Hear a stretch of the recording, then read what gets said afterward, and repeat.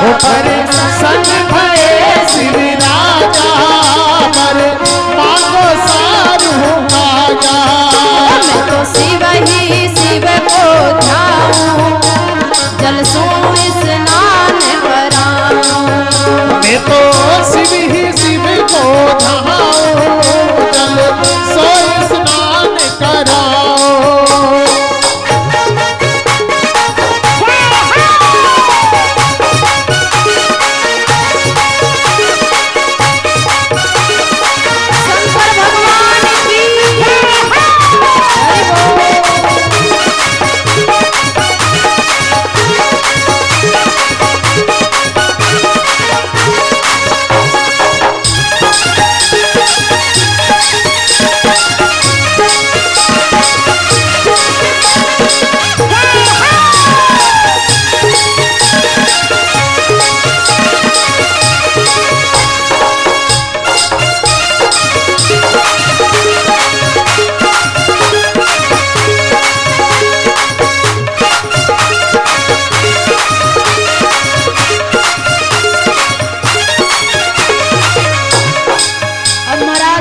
नरसिंह भगत की भक्ति से प्रसन्न हो गए शिव जी और शिवलिंग से एक ज्योति प्रकट हुई और उसमें महाराज शंकर भगवान साक्षात नरसिंह जी के सामने आ गए और भगवान शिव प्रसन्न होकर कहने लगे कि हे नरसिंह, हे भगत, मैं तेरे ऊपर बहुत प्रसन्न हूँ, मांग मांग तुझे क्या चाहिए मांग। तो नरसिंह जी ने क्या मांगा, नरसिंह जी ने क्या कहा, क्योंकि नरसिंह जी की भक्ति करने का उद्देश्य क्या था, संसार की चीज मांगना नहीं। तो नरसिंह जी क्या कह रहे हैं, मोको और कछु ना चाहिए, मोको और कछु ना चाहिए, मोको और कछु ना चाहिए। श्री राधा कृष्ण मिलाइए, श्री राधा कृष्ण मिलाइए। मोको और कछु ना चाहिए, श्री राधा कृष्ण मिलाइए, मोको और कछु ना चाहिए, श्री राधा कृष्ण मिलाइए। धन नरसिंह बूति तिहारी, धन नरसिंह बूति तिहारी, तेनो बर मांगो अति भारी, तेनो बर मांगो अति भारी। धन नरसिंह बूति तिहारी, तेनो बर मांगो अति भारी। धन नरसिंह बूति तिहारी, तेनो बर मांगो अति भारी। मैं तो शिव ही शिव को ध्याऊं, जल सो स्नान कराऊं। मैं तो शिव ही शिव को ध्याऊं, जल सो स्नान कराऊं। शंकर भगवान की हरि बोल।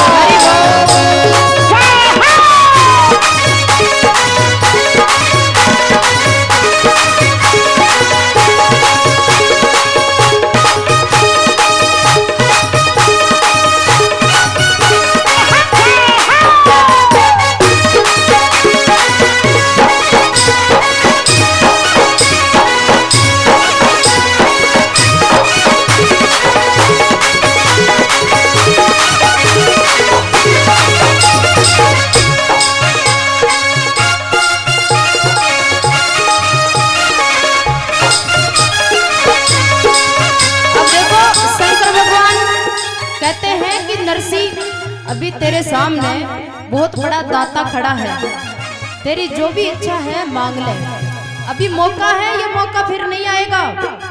तो नरसिंह जी बार बार ये कहते हैं कि मुझे और कुछ नहीं चाहिए, मुझे राधा कृष्ण मिलाइए, प्रभु राधा कृष्ण मिलाइए। तो शंकर भगवान प्रसन्न हो गए और शिव जी ने कहा कि वाह वाह वाह वाह, संसार में भगत तो बहुत होते हैं पर ऐसा नहीं होता, ऐसी बुद्धि किसी को नहीं मिलती है जो बुद्धि भगवान की मांग करे। वाह, अरे नरसिंह फिर एक मौका देता हूँ, मांग ले। तो नरसिंह जी बार बार एक ही वरदान मांगते हैं। तो शंकर भगवान बड़ाई करने लगे नरसिंह की, वाह वाह वाह वाह। असबूती और को पावे, असबूती और को पावे, असबूती और को पावे, असबूती और को पावे, हरि भगतन को हरि भावे, हरि भगतन को हरि भावे। मांगू कहूँ कुछ ना चाहिए, मोहे राधा कृष्ण मिलाइए।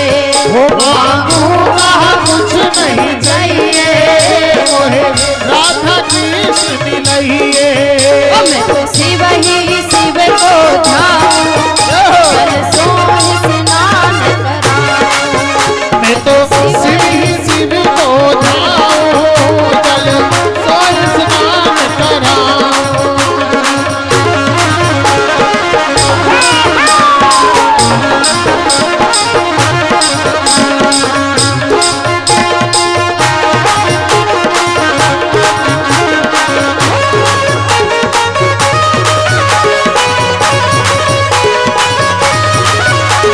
भगवान की हरि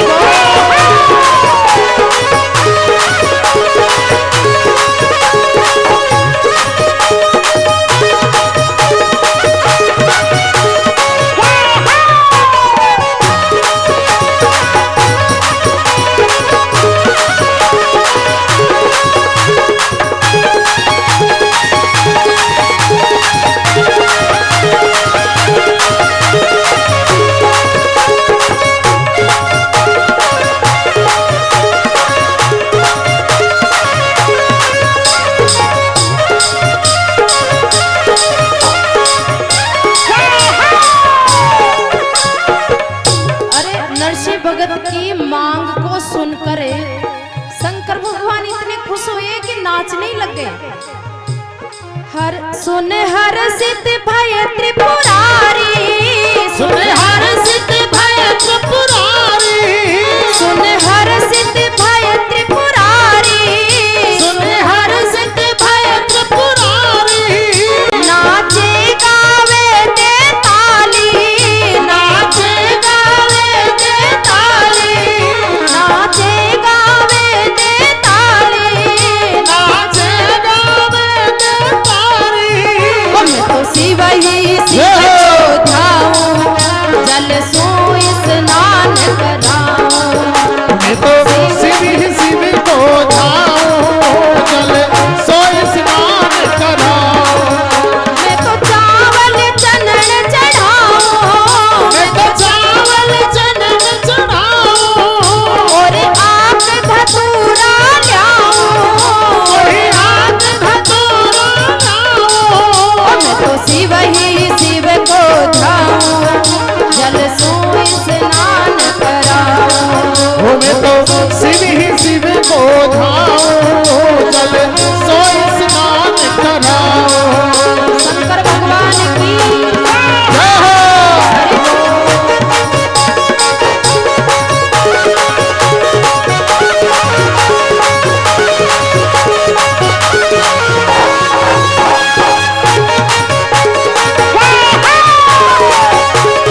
हरि भगवान की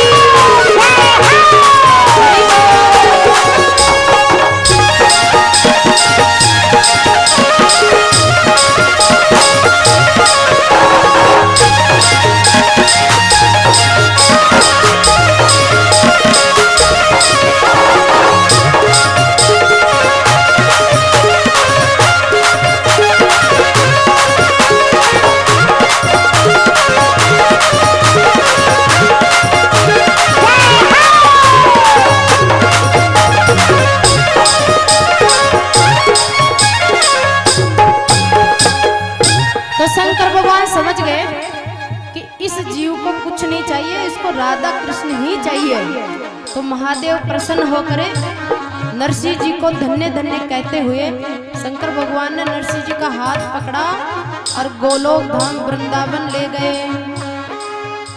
धिन धिन बोले शिव वाणी, दिन दिन बोले शिव वाणी, धिन धिन बोले शिव वाणी, दिन दिन बोले शिव वाणी।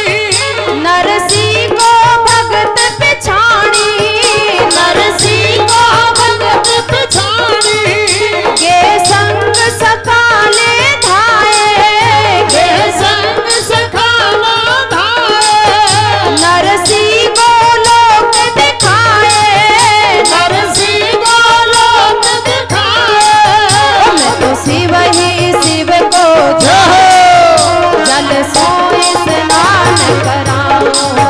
मैं तो शिव ही शिव को ध्याऊं जल सोई स्नान कराओ।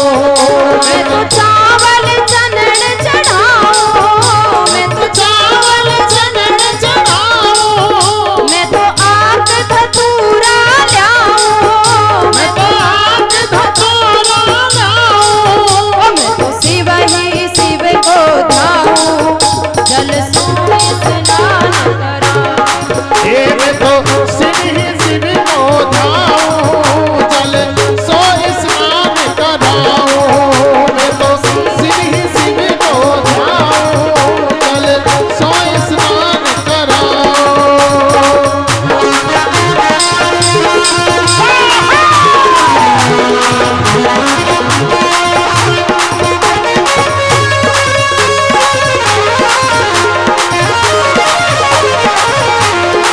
शंकर भगवान की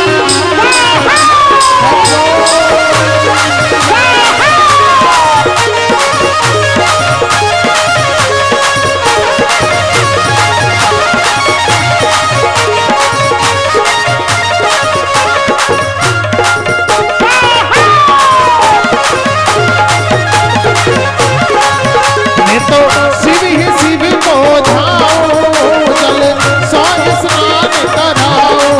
मैं तो शिव ही शिव को ध्याऊं जल सोई स्नान कराओ। जल सोई स्नान कराओ। जल सोई स्नान कराओ। जल सोई स्नान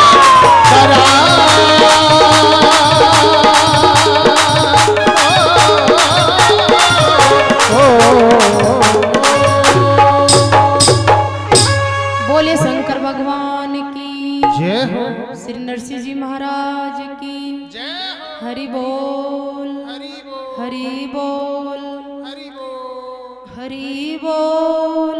हरि बोल। जय जय श्री राधे। श्याम। तो शंकर भगवान ने नरसिंह को दर्शन दिया, हाथ पकड़ करके भगवान के गोलोक धाम वृंदावन ले गए। वहां महाराज रास लीला का दर्शन हुआ। नरसिंह जी ने सैकड़ों गोपियों के साथ राधा और कृष्ण को रास रचाते हुए देखा और द्रवीभूत हो गए। ऐसे खड़े के खड़े ही रह गए।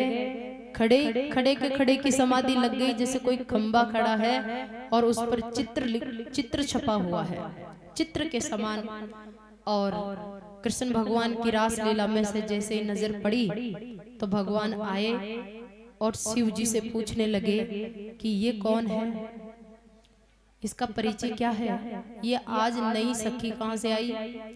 तो महादेव कह रहे हैं कि प्रभु ये जूनागढ़ इनका वास है, नरसिंह इनका नाम है और आपके चरणों की रज का प्यासा है।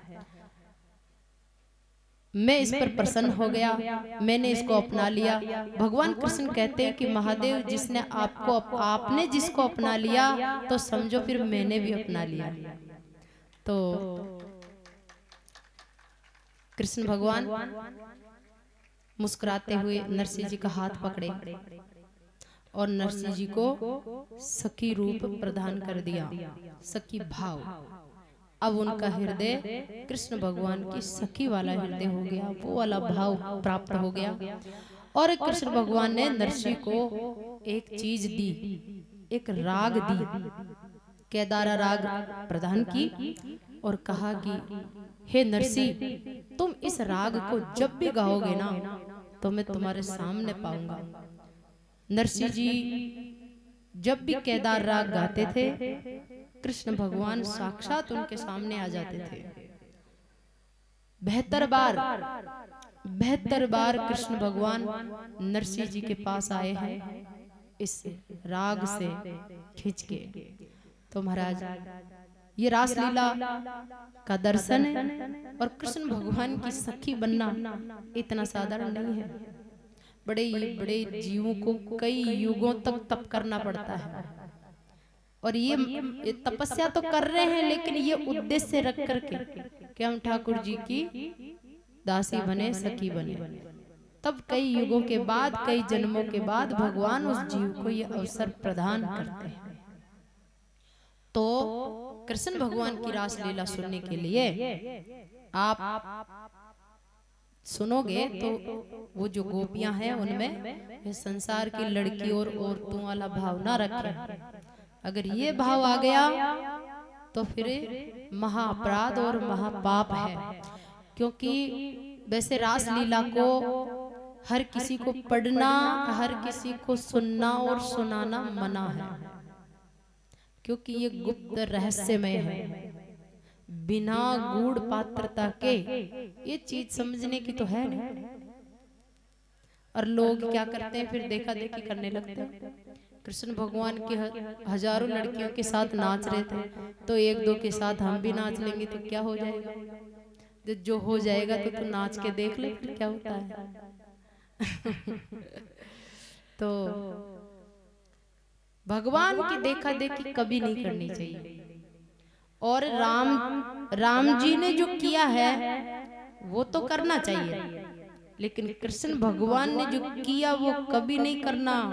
कृष्ण भगवान ने जो कहा वो करना है।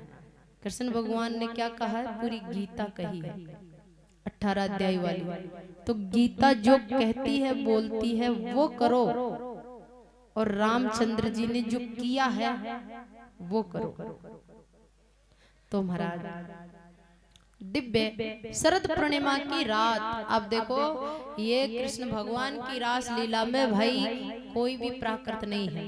रात भी ये वाली रात नहीं है, दुनिया भी ये वाली दुनिया नहीं है, उसमें जीव भी ये माया वाले जीव नहीं है। और उस रात में जो चंद्रमा है ना, वो चंद्रमा भी संसार वाला चंद्रमा नहीं है। राधा रानी के मुंह का तेज, राधा रानी के मुंह से ज्योति प्रकट हुई, प्रकाश का बिंब प्रकट हुआ, और वो प्रकाश का पुंज ही चंद्रमा बन गया। अब इस कृष्ण भगवान वाले वृंदावन में जो चंद्रमा की रोशनी है ना, वो उस चंद्रमा की रोशनी है, ये जगत का प्राकृत वाला चंद्रमा की रोशनी नहीं है, चांदनी। और ऐसी चांदनी रात में भगवान श्री कृष्ण वृंदावन जमुना तट पे बंसी वट के नीचे पहुंच जाते हैं और अपनी पीताम्बरी उठाकर बिछाई और उसके ऊपर अपनी मुरली को बिठाया। मुरली कौन है? कृष्ण भगवान के हाथ में मुरली है। क्या है यह? मुरली सखी है, सखी। और कौन सी सखी है ये? शंकर भगवान है खुद ही, स्वयं भगवान शिव मुरली बनकर के कृष्ण भगवान के साथ रहना चाहते हैं। कृष्ण भगवान का साथ नहीं छोड़ना चाहते एक पल भी, वो भी सखी के रूप में रहना चाहते हैं, सखा के रूप में नहीं। तो कृष्ण भगवान ने कहा कि ठीक है महादेव, आपको मुरली के रूप में हमेशा हाथों में धारण करूंगा, होठों पर तकिया लगाऊंगा, आपको हमेशा गोदी में रखूंगा। कृष्ण भगवान के साथ शिव जी इस प्रकार से रहते हैं। भगवान श्री कृष्ण ने मुरली बजाई और मुरली से कहा कि तू जा, सारा संसार में जहां जहां भी मेरे प्रेमी भक्त रहते हैं ना, उनको बुला के ले आ। ये कृष्ण भगवान की जो शरद पूर्णिमा की रास लीला में जो बंसी बजाए ना, ये सबको सुनाई नहीं पड़ती है। अनहद नाद हर व्यक्ति के हृदय में चलता है, लेकिन वो सबको सुनाई नहीं पड़ता है।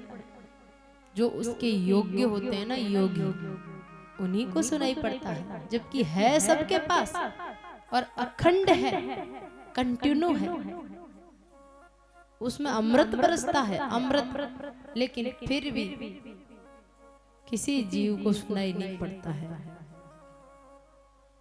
और जिसको सुनाई पड़ गया वो समझो कि मुक्त होने की अवस्था पर पहुंच गया। तो अनंत नाद की में जो आनंद है, जो आकर्षण है, जो खिंचाव है, उससे भी अनंत गुना ज्यादा भगवान श्री कृष्ण की बंसी के नाद में है। मुरली का जो नाद है, उसका अमृत, उसका रस, उसका प्रेम करोड़ों गुना अधिक है। धरती पर कोई इंसान सबसे ज्यादा हाई क्वालिटी का सुखी इंसान कौन है? तो उपनिषदों में बताया है कि जिस इंसान शरीर से जवान है, सुंदर है, बहुत सुंदर है, फिर हर प्रकार का ज्ञान नॉलेज है उसके पास, हर प्रकार की ख्यात है, विवेकधारी है, और जो पूरी पृथ्वी का सम्राट है, राजा है, यानी पूरी पृथ्वी के सभी लोग उसके अनुकूल हैं। पूरी पृथ्वी में सबसे ज्यादा वोट उसी के हैं, और सबसे ज्यादा धनवान है, गुणवान है, सुंदर है, यशवान है, जनवान है, और सम्राट भी है, और ज्ञानी भी है, मूर्ख नहीं। धन तो मूर्खों के पास भी हो जाता है। सब गुणों से संपन्न और धरती के सब मनुष्यों में सबसे सम्राट वो और युवा भी है, वृद्ध नहीं। वो इंसान धरती का सबसे सुखी मनुष्य है।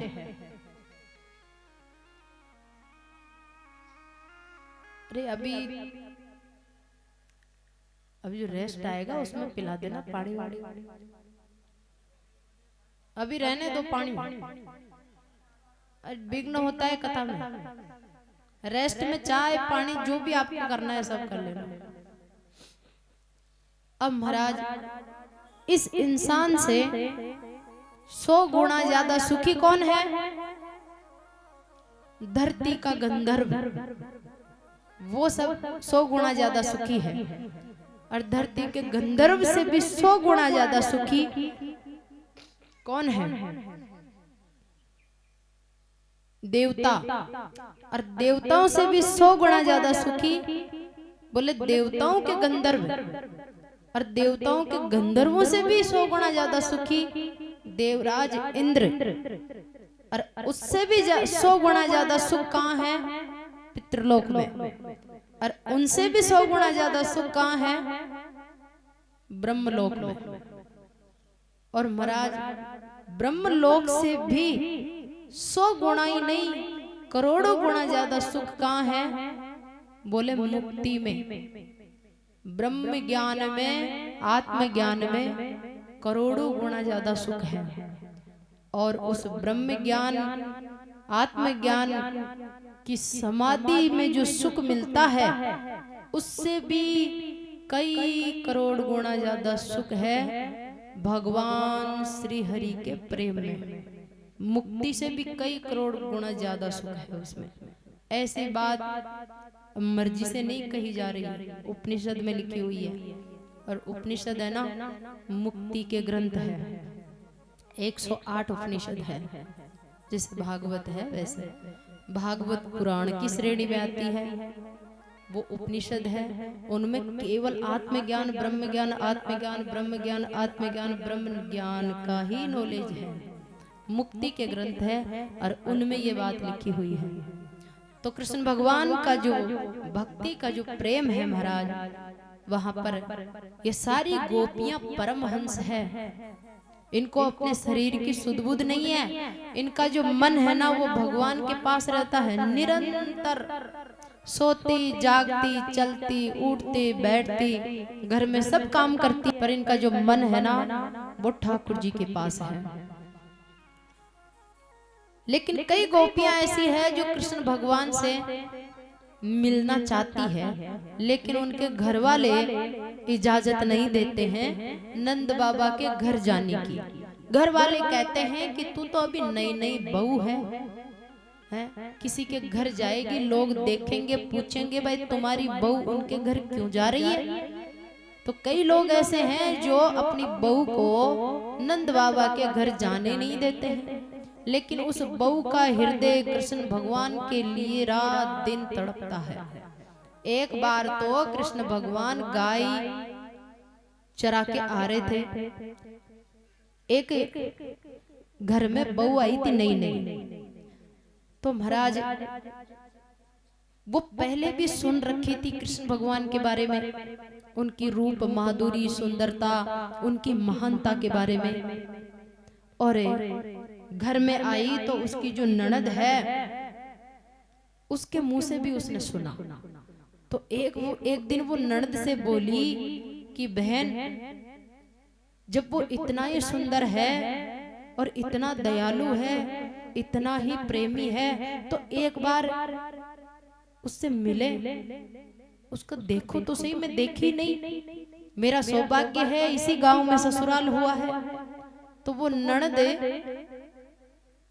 उसको समझाती है कि अगर इन बातों का पता तेरी सासू को, ससुर को पड़ गया तो तेरा घूंघट और लंबा करवा देंगे, और जो जमुना पे पानी भरने जाती है ना वो भी बंद हो जाएगा।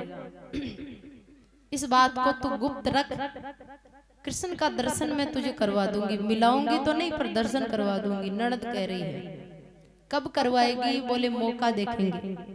तो ननद भौजाई रोज ही मौका देखती थी। और एक दिन महाराज वो सासू तो कहीं पर काम करने चली गई, ससुर भी नहीं थे, सासू भी नहीं थे, पति भी नहीं था, दोनों ननद भौजाई। अब कृष्ण भगवान गाय चराकर वापस ब्रज में लौटने का समय हो गया था। ननद भौजाई का हाथ पकड़ती है और ले जाती है छत पे, डागड़ा पर लेगी, और बोली कि अब इस दिशा में, उत्तर दिशा में देखते रहना, अब इधर से आएगा गाय चरा के, बंसी बजाता हुआ, मधुर गायन करता हुआ आएगा।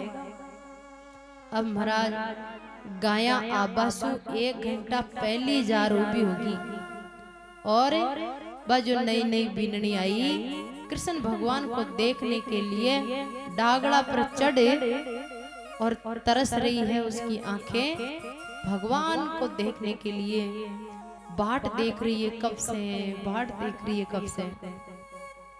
तो देखते देखते देखते अब उत्तर दिशा में बहुत सारी धूल उड़ती हुई दिखाई दी, क्योंकि कृष्ण भगवान के घर में कितनी गाय है? 9 लाख गाय है उनके गौशाला में, और ग्वाल बालों की गायें अलग। तो जब गाय जंगल में चारा चरकर वापस आती थी ना, तो खूब धूल उड़ती थी, इतनी धूल उड़ती थी कि पूरा आसमान में ऐसे लगता था जैसे बादल छा गए हो।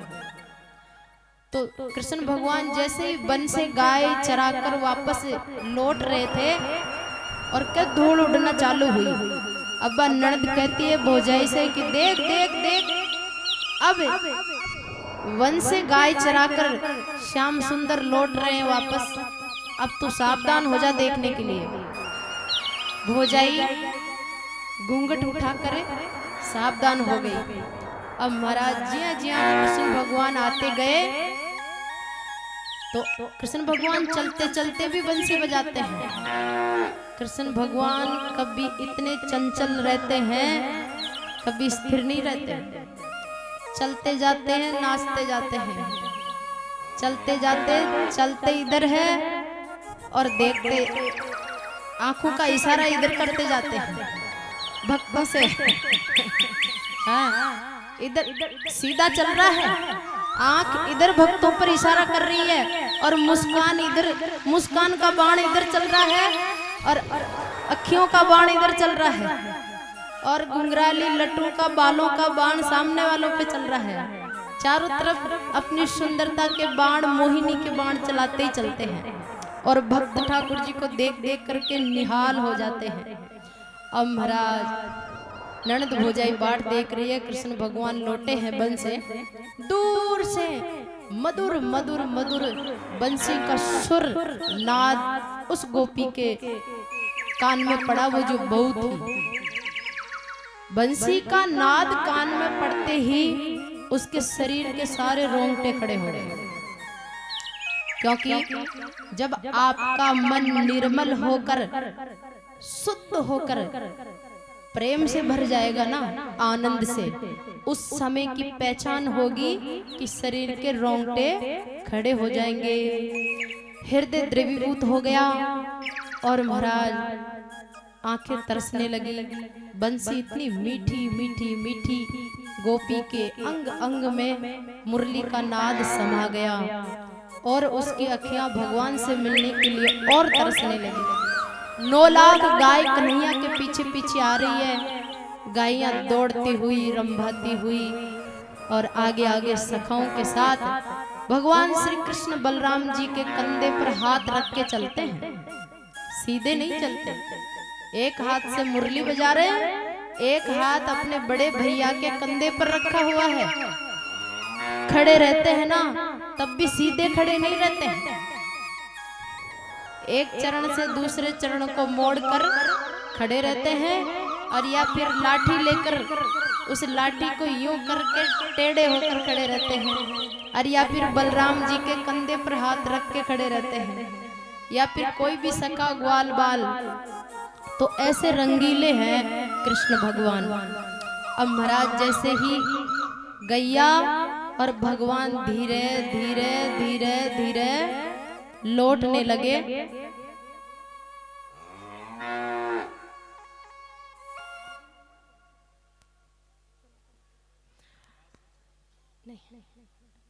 तो ठाकुर जी जब लौट रहे थे, अब धीरे धीरे नजदीक आते जा रहे हैं।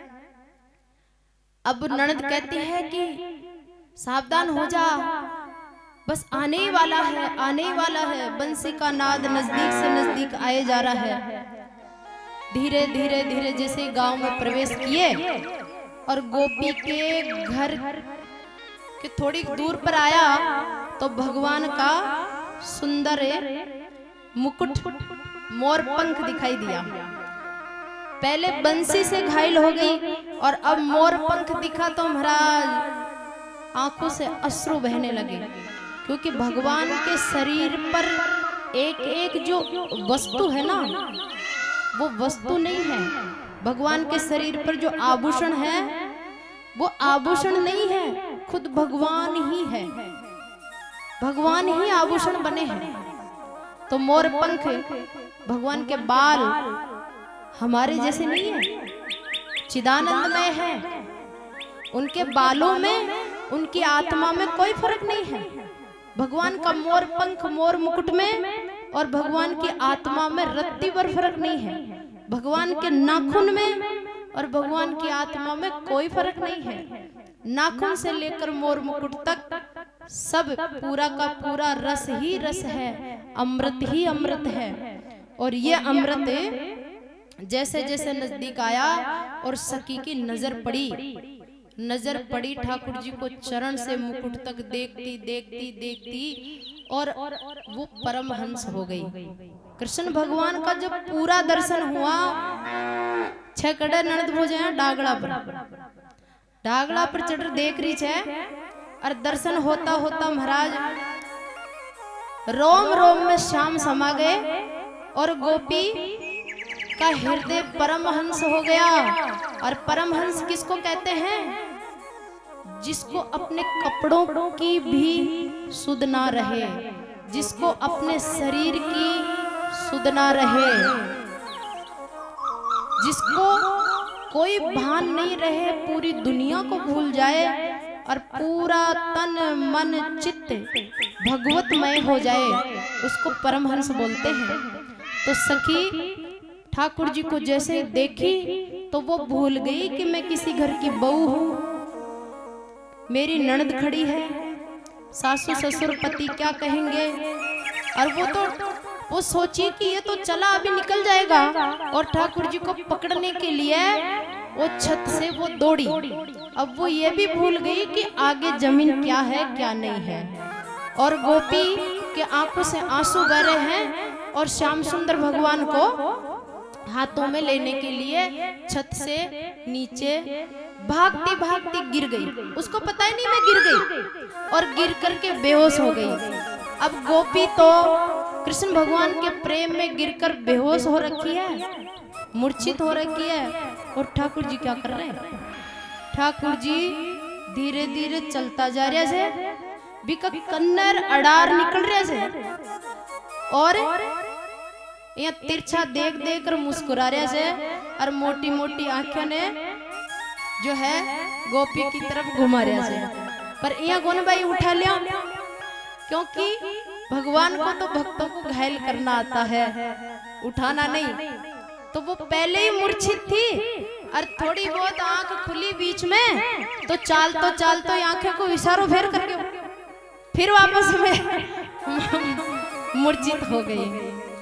हो नैनन के तीरावे है यह चपल नयन बनवारी, नैनन के तीर चलावे है ये चपल नयन बनवारी।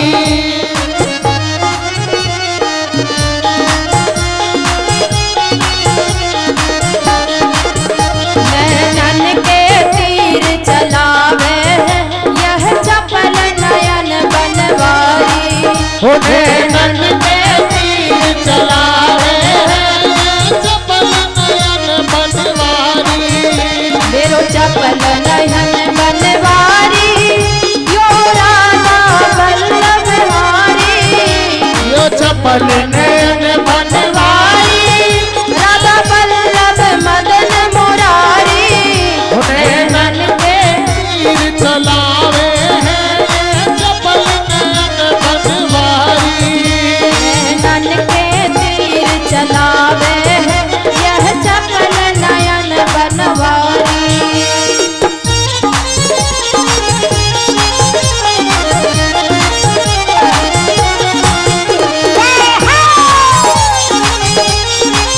श्याम सुंदर भगवान की हरि बोल।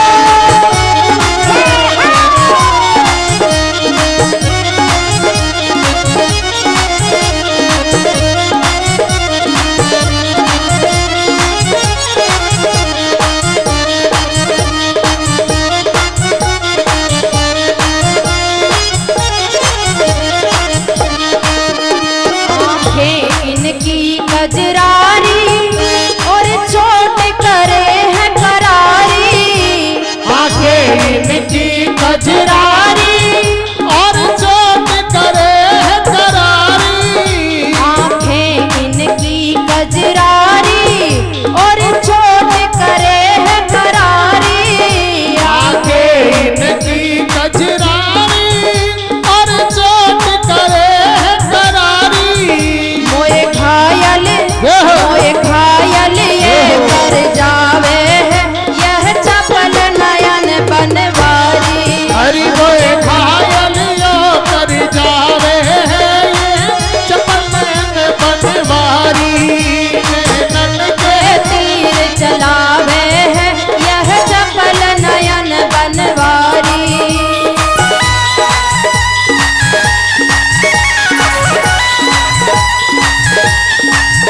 श्याम सुंदर भगवान की हरि बोल।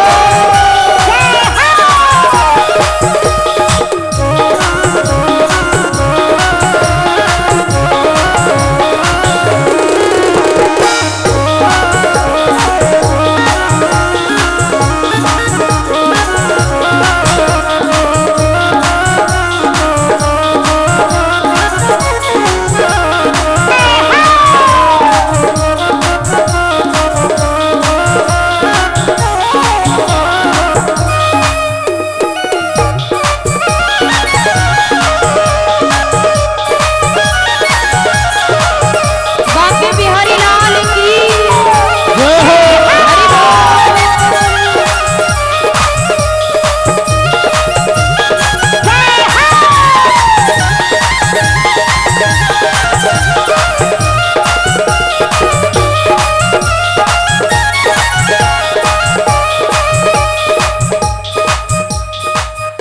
माखन की मटकी फोड़े और भैया मेरी मरोड़े, माखन की मटकी फोड़े और भैया मेरी मरोड़े।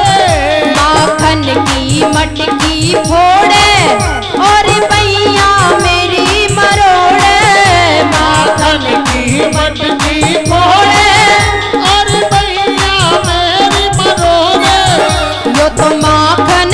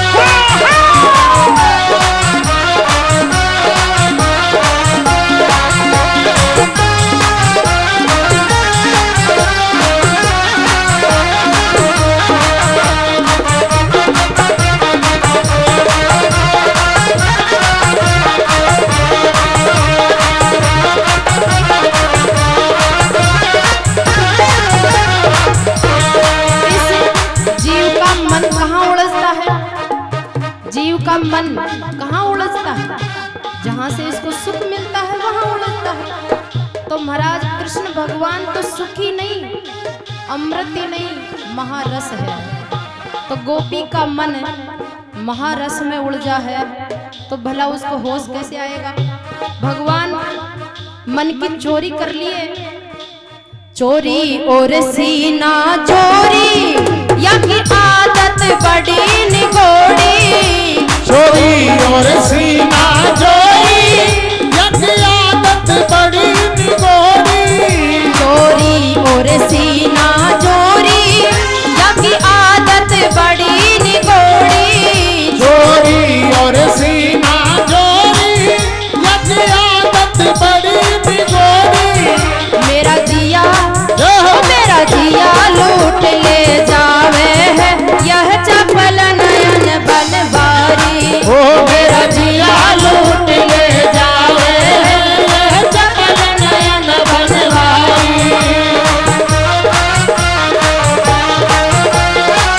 बाके बिहारी लाल की हरि बोल।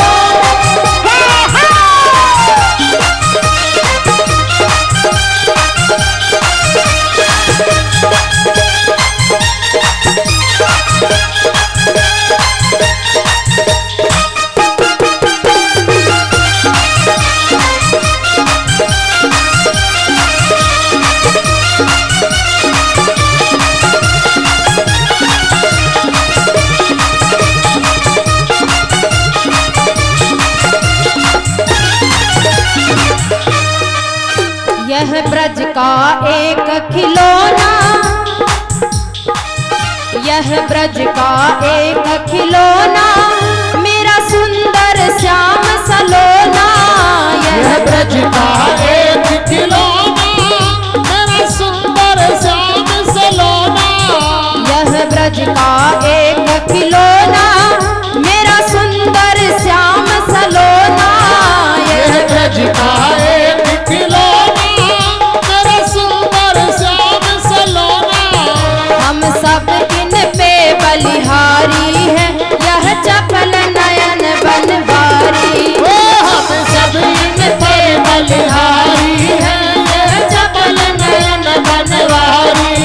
नैनन के तीर चलावे है यह चपल नयन बनवारी। ओ नैनन के तीर चलावे है यह चपल नयन बनवारी।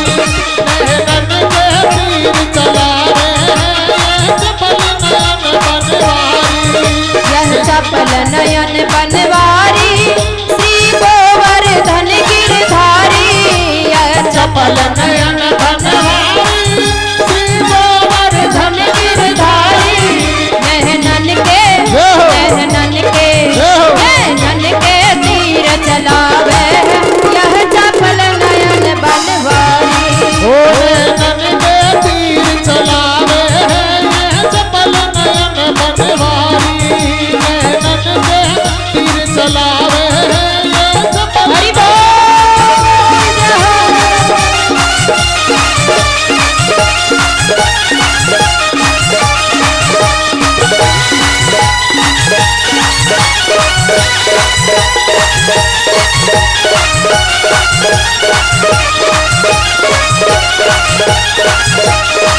नैनन के तीर चलावे है यह चपल नयन बनवारी। ओ नैनन के तीर चलावे है यह चपल नयन बनवारी। यह चपल नयन बनवारी। ओ यह चपल नयन बनवारी। अजी यह चपल नयन बनवारी। बोल भागवत भगवान की जय हो, मोर मुकुट बंसी वाले की जय हो। हरि बोल। हरि बोल, हरि बोल। हरि बोल। हरि बोल।